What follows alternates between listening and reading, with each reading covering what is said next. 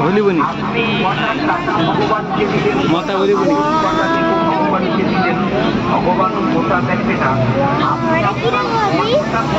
ভগবানকে দিলেন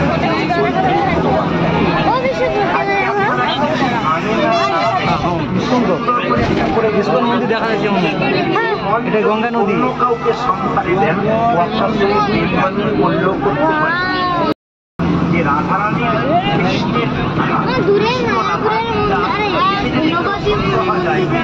পণ্ডিত বললেন কোটি কোটি যুগ ভজয়ে আমার, আমি যে রাধার দাস ইহাকে সন্দেহ যাক কোটি কোটি যুগ ভজয়ে আমার সকল ভজনা বিফল। এই জন্য বিশ্বাস করতে হবে। একটু তাকাবেন, একটা দামি উদাহরণ আপনাদের দেব। যারা গীতা পড়েন দেখবেন গীতাতে একটা শ্লোক আছে, অনন্যাস চিন্তামা যোজনা পর্যুপাসতে তেষাং নিত্যবিদ্যনাম যোগক্ষেম।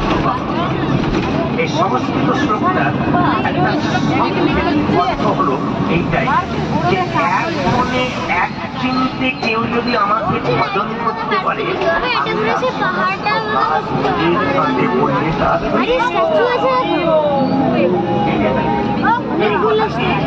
জগন্নাথ মিশ্র নামে এক ব্রাহ্মণ এই শ্লোকটি অনন্যাস চিন্তমা যে জানা পর্যুপাসতে তেষাং নিত্যবিদ্যনাম যোগক্ষেম।